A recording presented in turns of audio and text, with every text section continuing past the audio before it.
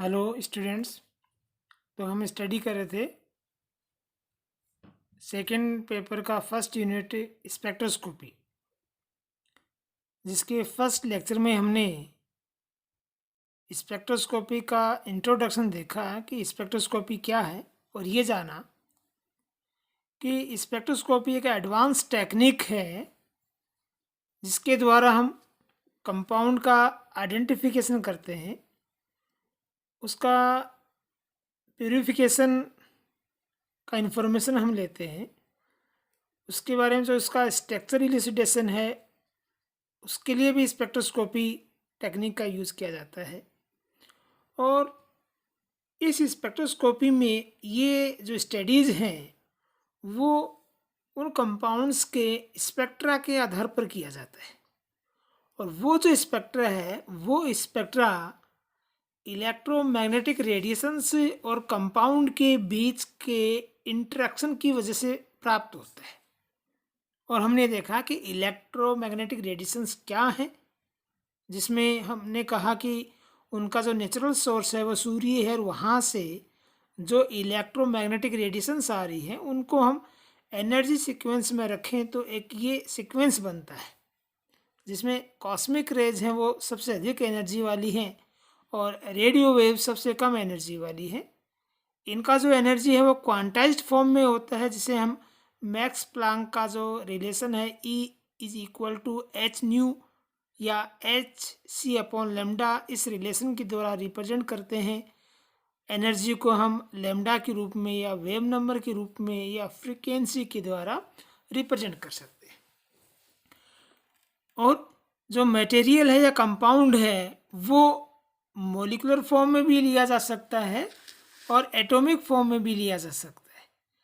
जब molecular form में लिया जाता है, जैसे कि अगर हमें CO2 का अध्ययन करना हो, H2O का अध्ययन करना हो, या इसी प्रकार से जो बॉन्डेड एटम्स हैं जिनमें एटम्स बॉन्डेड फॉर्म में पाए जाते हैं, उस तरह के किसी मटेरियल का स्टडी करना है तो हम कहते हैं कि मॉलिक्यूलर स्टडी है। उस कंडीशन में उस स्पेक्ट्रोस्कोपी को हम बोलेंगे मॉलिक्यूलर स्पेक्ट्रोस्कोपी।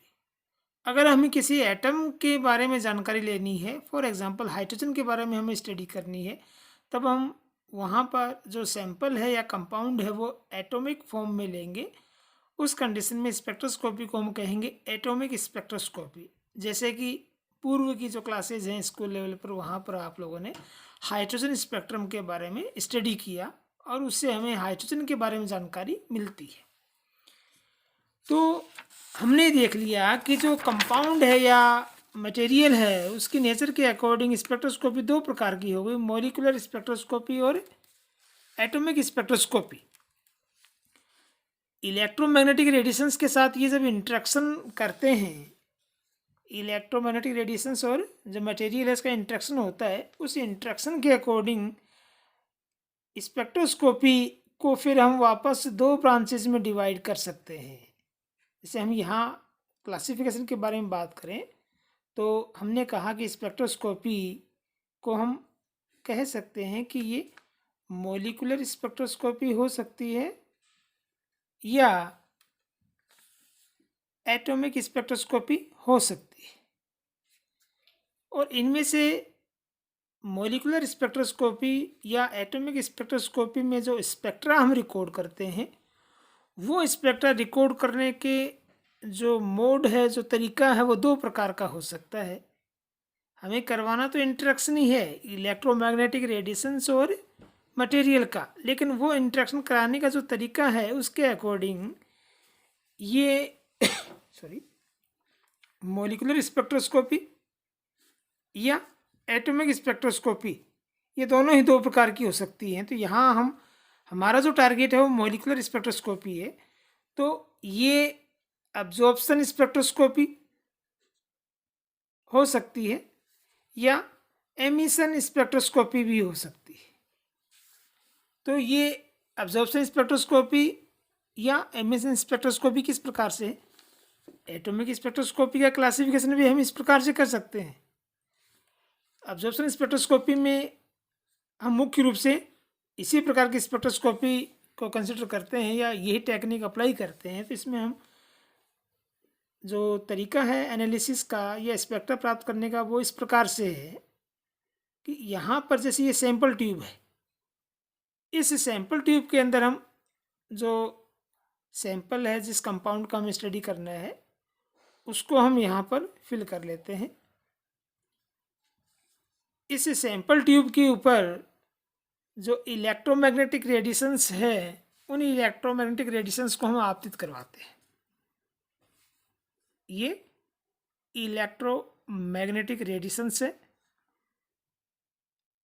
प्रिज्म और लेंस की सहायता से यहाँ पर हमने इनको सैंपल ट्यूब के ऊपर आपतित करवाया और सैंपल ट्यूब से जब ये पास आउट होती हैं तो इनमें से जो रेडिएशंस इनके साथ इंट्रैक्शन करती हैं और उसमें यूज्ड हो जाती है एनर्जी एक्साइटेशन प्रोसेस में, जो रेडिएशंस इसमें यहाँ यूज हो जाती है वो यहीं पर अब्जॉर्ब हो जाएंगी और शेष रेडिएशंस यहाँ से पास आउट हो जाएंगी। जो रेडिएशंस यहाँ से पास आउट हो गई उनको फिर हम यहाँ पर डिटेक्टर की सहायता से डिटेक्ट कर लेते हैं और फिर जो एनालाइजर है वहाँ पर रिकॉर्डर में रिकॉर्ड कर लेते हैं। तो यहाँ पर जो हम स्पेक्ट्रा रिकॉर्ड करते हैं, फॉर एग्जांपल इस प्रकार का हमें स्पेक्ट्रा प्राप्त हुआ तो वो जो स्पेक्ट्रा है वो क्या रिप्रेजेंट करेगा या वो स्पेक्ट्रा किस का रिजल्ट है, वो रिजल्ट है कि कौन सी रेडिएशंस अब्जॉर्ब हो गई है। तो रेडिएशन के अब्जॉर्प्शन की वजह से जो हम स्पेक्ट्रा प्राप्त करते हैं और उसके अकॉर्डिंग हम उस कंपाउंड के बारे में, यहाँ जो सैंपल लिया उसके बारे में स्टडी करते हैं। तो इस तरीके से अगर हम स्पेक्ट्रा प्राप्त करेंगे तो उसको हम बोलेंगे अब्जॉर्प्शन मॉलिक्यूलर स्पेक्ट्रोस्कोपी। और यदि हम ये इलेक्ट्रोमैग्नेटिक रेडिएशंस मटेरियल को पहले हम नहीं दे रहे हैं, इसका जो उत्तेजन है वो EMR से नहीं करें, इस मटेरियल को हम दूसरे तरीके से उत्तेजित करें, जैसे इसको हम हीट देकर उत्तेजित कर लें। फिर हम ये देखें कि इनमें से कौन सी इलेक्ट्रोमैग्नेटिक रेडिएशंस निकल रही हैं। अब हम सोर्स के रूप में EMR नहीं दे रहे हैं, हम इसको अनदर वे में एक्साइटेड कर रहे हैं। उसके बाद ये देखें कि यहाँ से कौन सी EMR एमिट हो रही है और उन एमिटेड इलेक्ट्रोमैग्नेटिक रेडिएशंस के आधार पर हम स्पेक्ट्रा प्राप्त करें और उसी के अकॉर्डिंग स्टडी करें। उस कंडीशन में उस स्पेक्ट्रोस्कोपी को हम बोलेंगे एमिशन मॉलिक्यूलर स्पेक्ट्रोस्कोपी। तो ये दो प्रकार के क्लासिफिकेशन हो गए, अब्जॉर्प्शन और एमिशन स्पेक्ट्रोस्कोपी। मुख्य रूप से हम इजीनेस की वजह से अब्जॉर्प्शन स्पेक्ट्रोस्कोपी जो मोड है उसको यूज़ करते हैं। तो आपके सिलेबस में मॉलिक्यूलर अब्जॉर्प्शन स्पेक्ट्रोस्कोपी है। अब यहाँ पर ये जो स्पेक्ट्रोस्कोपी है, इस स्पेक्ट्रोस्कोपी का फर्दर क्लासिफिकेशन और है। ये तो हो गया मोड के अकॉर्डिंग। अब हम जो इंट्रैक्शन होता है उस इंट्रैक्शन का जो चेंजेज हैं मटेरियल के अंदर जो चेंजेस आएगा उसके अकॉर्डिंग भी क्लासिफिकेशन हो सकता है। एक क्लासिफिकेशन हम पीछे जैसे इलेक्ट्रोमैग्नेटिक रेडिएशंस को यूज़ किया उसके अकॉर्डिंग हम कर सकते हैं। जैसे यहाँ पर अगर हमने ये रेडिएशंस यूज़ की हैं तो UV स्पेक्ट्रोस्कोपी हो सकती है। IR रेडिएशंस को हम यूज़ करें EMR के रूप में तब IR स्पेक्ट्रोस्कोपी कहेंगे। माइक्रोवेव रेडिएशंस को जब हम यूज़ करेंगे तो माइक्रोवेव स्पेक्ट्रोस्कोपी कहेंगे। रेडियो वेव को यूज़ करें तो रेडियो वेव स्पेक्ट्रोस्कोपी। तो इलेक्ट्रोमैग्नेटिक रेडिएशंस के अकॉर्डिंग क्लासिफिकेशन कर सकते हैं स्पेक्ट्रोस्कोपी का। ये जो रेडिएशंस हैं, ये रेडिएशन जब सैंपल के द्वारा या कंपाउंड के द्वारा अब्जॉर्व कर ली जाती है तो यहाँ पर कंपाउंड में कुछ स्पेसिफिक चेंज आते हैं। कंपाउंड में जो स्पेसिफिक चेंज आ रहे हैं उन चेंज के अकॉर्डिंग भी हम स्पेक्ट्रोस्कोपी को फिर क्लासिफाई कर सकते हैं। तो वो जो क्लासिफिकेशन है वो हम कैसे कह सकते हैं कि मटेरियल में चेंज क्या आया। फॉर एग्जांपल जब हम किसी मटेरियल को UV रेडिएशंस दे रहे हैं, अल्ट्रावायलेट और विजिबल रीजन का जो रेडिएशंस दे रहे हैं, तो उन रेडिएशंस को जब सैंपल में रखा हुआ कंपाउंड अब्जॉर्व करता है तो इन रेडिएशंस के वजह से उस कंपाउंड के अंदर इलेक्ट्रॉनिक ट्रांजिशन होते हैं या कंपाउंड के जो इलेक्ट्रॉन के इलेक्ट्रॉनिक एनर्जी लेवल हैं वो इलेक्ट्रॉनिक एनर्जी लेवल चेंज होते हैं। इलेक्ट्रॉनिक एनर्जी लेवल कौन से हैं कि इलेक्ट्रॉन जहाँ पर रहते हैं वो एनर्जी लेवल। इलेक्ट्रॉन पाई मॉलिक्यूलर ऑर्बिटल में रहता है या सिग्मा मॉलिक्यूलर ऑर्बिटल में रहता है या नॉन बॉन्डिंग मॉलिक्यूलर ऑर्बिटल में रहता है, तो वो लोअर एनर्जी लेवल से हायर एनर्जी लेवल में ट्रांजिस्ट करेगा या संक्रमण करेगा। तो वो यूवी रेडिएशंस की जो एनर्जी है वो उन एनर्जी गैप के ऑर्डर का होता है। इस कारण जैसे ही उन कंपाउंड्स को यूवी रेडिएशन दी जाती है उनके इलेक्ट्रॉनिक एनर्जी लेवल के बीच में ट्रांजिशन हो जाता है। तो हम क्या कहेंगे कि यूवी रेडिएशंस की वजह से इलेक्ट्रॉनिक ट्रांजिशन होता है सॉरी, इलेक्ट्रॉनिक ट्रांजिशन। जब इलेक्ट्रॉनिक ट्रांजिशन होता है तो उस कंडीशन में यूवी स्पेक्ट्रोस्कोपी को हम इलेक्ट्रॉनिक स्पेक्ट्रोस्कोपी भी कह सकते हैं। तो यूवी स्पेक्ट्रोस्कोपी कहें या इलेक्ट्रॉनिक स्पेक्ट्रोस्कोपी कहें एक ही बात है। यहाँ पर इलेक्ट्रॉनिक एनर्जी लेवल के बीच में संक्रमण होगा। इसी प्रकार यदि हम EMR इलेक्ट्रोमैग्नेटिक रेडिएशंस के रूप में इंफ्रारेड जो रेडिएशंस हैं उनको यूज़ करते हैं तो उनके अकॉर्डिंग तो स्पेक्ट्रोस्कोपी का नाम हुआ IR स्पेक्ट्रोस्कोपी। यह जो स्पेक्ट्रा प्राप्त होगा उसका नाम होगा IR स्पेक्ट्रा। और ये जो IR रेडिएशंस हैं, इंफ्रारेड रेडिएशंस हैं, ये इस मटेरियल के साथ जब इंटरेक्शन होगी या मटेरियल जब इनको ऑब्जर्व कर लेगा तो उससे क्या होगा कि ये हम देख चुके हैं कि यूवी रेडिएशंस की तुलना में IR रेडिएशंस का एनर्जी कुछ कम है, क्योंकि इस तरफ आने पर एनर्जी कम हो रहा है। तो यूवी की तुलना में जब कम एनर्जी दिया तो कम एनर्जी देने से यहाँ पर क्या होगा कि यहाँ IR रेडिएशंस की वजह से जो इलेक्ट्रॉनिक एनर्जी लेवल चेंज हो रहे थे उनकी तुलना में अब वाइब्रेशन होगा। जो मॉलिक्यूल के अंदर बॉन्ड है उन बॉन्ड के अंदर वाइब्रेशन होगा, या हम कह सकते हैं कि वाइब्रेशनल एनर्जी लेवल में चेंज होता है। वाइब्रेशनल एनर्जी लेवल में चेंज होने के कारण IR स्पेक्ट्रोस्कोपी को हम वाइब्रेशनल स्पेक्ट्रोस्कोपी भी कहते हैं। यहाँ पर चेंज किस में होगा, वाइब्रेशनल एनर्जी लेवल में या वाइब्रेशनल ट्रांजिशन होगा। तो इसको हम क्या कह सकते हैं, वाइब्रेशन स्पेक्ट्रोस्कोपी भी कह सकते हैं। इसी प्रकार जब माइक्रोवेव रेडिएशंस को यूज करेंगे उस कंडीशन में स्पेक्ट्रोस्कोपी का नाम वहाँ पर होगा माइक्रोवेव स्पेक्ट्रोस्कोपी। ये जो माइक्रोवेव रेडिएशंस हैं इनका एनर्जी IR से भी कम होता है। उस कंडीशन में मॉलिक्यूल के जो स्पेसिफिक ग्रुप है उनमें रोटेशन होता है या उनके रोटेशनल एनर्जी लेवल में संक्रमण होता है, ट्रांजिशन होता है। तो वहाँ पर हम क्या कहेंगे कि माइक्रोवेव रेडिएशंस की वजह से रोटेशनल ट्रांजिशन होता है। तो उस स्पेक्ट्रोस्कोपी को हम रोटेशनल स्पेक्ट्रोस्कोपी भी बोल सकते हैं। देखो सीधे तरीके से हम क्या कह सकते हैं कि जब हम मॉलिक्यूल की बात कर रहे हैं तो कम से कम उसमें इस प्रकार से एक बॉन्ड जरूर होगा। ये 2 एटम हो गए, ये एक बॉन्ड हो गया। यहाँ पर जब हम तीनों के रेस्पेक्ट में बात करें तो सबसे अधिक एनर्जी किसका है, यूवी का है, ये सबसे कम IR का, और सबसे कम एनर्जी माइक्रोवेव का है।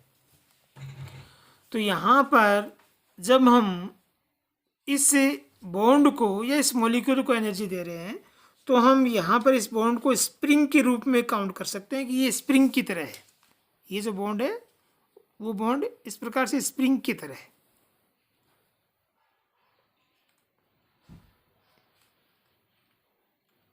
तो ये स्प्रिंग से 2 ऑब्जेक्ट जुड़े हुए हैं। सबसे कम एनर्जी दिया तो ये स्प्रिंग, जैसे हम एक्सरसाइज करने के लिए जो स्प्रिंग यूज़ करते हैं उसी प्रकार से है। तो जब हम इस पर दोनों तरफ से इसको पकड़कर जब हम माइक्रो ऑर्डर का एनर्जी देंगे या कम एनर्जी देंगे तो ये सिर्फ रोटेट करेगा, ये इस प्रकार से या इस प्रकार से रोटेट करेगा। तो रोटेशन स्टार्ट हुआ, इस वजह से इसको हम क्या कहेंगे कि माइक्रोवेव रेडिएशंस या कम एनर्जी देने की वजह से रोटेशनल एनर्जी लेवल में चेंज हुआ या मॉलिक्यूल में रोटेशन हुआ, इसलिए उसे हमने कहा रोटेशन स्पेक्ट्रोस्कोपी। आईआर का एनर्जी माइक्रोवेव से थोड़ा अधिक है, तो थोड़ा सा अधिक एनर्जी लगाएंगे या जिसमें थोड़ा ज़्यादा पावर है, ज़्यादा एनर्जी है, वो जब इन ऑब्जेक्ट को अपनी तरफ खींचेगा तो वो सिर्फ रोटेट नहीं करवा पाएगा बल्कि इस स्प्रिंग को स्ट्रेच भी कर देगा, इसमें वाइब्रेशन भी ला देगा, इसका बॉन्ड लेंथ बढ़ जाएगा, ये जो डिस्टेंस है इसका ये बढ़ जाएगा, तो स्ट्रेचिंग हो जाएगा, क्योंकि आईआर का जो एनर्जी है वो थोड़ा सा अधिक है। तो उस कंडीशन में हम क्या कहेंगे कि यहाँ पर इसमें क्या होने लग गया, वाइब्रेशन। इसलिए हमने क्या कहा कि वहाँ पर वाइब्रेशन ट्रांजिशन होंगे। और यदि और अधिक एनर्जी लगाते हैं, यूवी रेडिएशंस हैं उनकी एनर्जी आईआर से भी अधिक है, तो कोई अधिक पावर से इसको अगर स्ट्रेच करेंगे, खींचेंगे, तो क्या हो सकता है कि ये बॉन्ड टूट सकता है, स्प्रिंग टूट सकती है, यानी बॉन्ड टूट सकता है। वो एक अजम्पशन है कि बॉन्ड टूट गया, लेकिन वो नॉन बॉन्डिंग कंडीशन में आ रहा है, ये एंटी बॉन्डिंग कंडीशन में आ रहा है। तो इसका मतलब क्या हुआ कि इलेक्ट्रॉन सिग्मा से सिग्मा स्टार में या पाई से पाई स्टार में जा रहा है, तो उसके अकॉर्डिंग हमने क्या कहा, इलेक्ट्रॉनिक ट्रांजिशन। तो यहाँ पर आपको ध्यान ये रखना है कि ये जो इंटरेक्शन हो रहा है, ये इंटरेक्शन कौन सा है, एनर्जेटिक इंटरेक्शन। ये जो इंटरेक्शन है वो क्या है, एनर्जेटिक इंटरेक्शन है। तो इस इंटरेक्शन में ईएमआर और जो ऑब्जेक्ट है या मटेरियल है, कंपाउंड है, उनकी जो एनर्जी है, जो सेम ऑर्डर वाली है, एक ही कोटि वाली एनर्जी है, उन्हीं के बीच में इंटरेक्शन होगा। तो यहाँ पर मटेरियल मॉलिक्यूल के अंदर कौन कौन सी एनर्जी हो सकती है, तो ये मटेरियल हमारा कौन सा है, मॉलिक्यूलर है। और मॉलिक्यूलर मटेरियल है तो उसकी जो एनर्जी है ई टोटल, ये टोटल एनर्जी कौन कौन सी होती है, ई इलेक्ट्रॉनिक एनर्जी लेवल की वजह से, प्लस ई वाइब्रेशनल, प्लस ई रोटेशनल। ये क्वांटाइज्ड फॉर्म की एनर्जी है। इनमें से सबसे अधिक एनर्जी इलेक्ट्रॉनिक एनर्जी, फिर वाइब्रेशनल एनर्जी और रोटेशनल एनर्जी सबसे कम। तो ये एनर्जेटिक इंटरेक्शन जो होगा जब हम UV IR microwave region use कर रहे हैं, तो उनके अकॉर्डिंग रोटेशनल एनर्जी लेवल और वाइब्रेशनल एनर्जी लेवल और इलेक्ट्रॉनिक एनर्जी लेवल इनमें चेंज होगा। तो उसी के अकॉर्डिंग हम दो प्रकार से इनको रिप्रेजेंट कर सकते हैं। मॉलिक्यूल के अंदर ये जो एनर्जी लेवल है, इनको हम इस प्रकार से शो कर सकते हैं।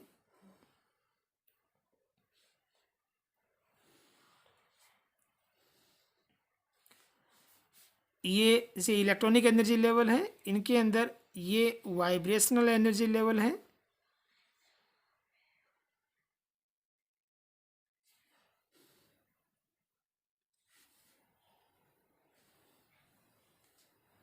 और जो वाइब्रेशनल एनर्जी लेवल्स हैं उनके अंदर कई रोटेशनल एनर्जी लेवल्स होते हैं। ये वाइब्रेशनल लेवल भी एक से अधिक होते हैं और इनके अंदर ये कई रोटेशनल एनर्जी लेवल भी हो सकते हैं, इस प्रकार से। तो यहाँ पर अगर हम देखें, ये रोटेशनल एनर्जी लेवल, ये R1 R2, ये V1 V2, ये E1 E2, इस प्रकार से ये कंडीशन चलती रहेगी। तो अगर हम सिर्फ ये माइक्रोवेव रीजन का रेडिएशंस दे रहे हैं तो क्या होगा कि जो रोटेशनल एनर्जी लेवल है इनमें ही ट्रांजिशन होगा यहाँ पर, इस प्रकार से। लेकिन अगर हमने आईआर रीजन का रेडिएशन दिया तो क्या होगा, कि जो वाइब्रेशन लेवल है उनके बीच का ट्रांजिशन होगा तो यहाँ से यहाँ ट्रांजिशन हो सकता है।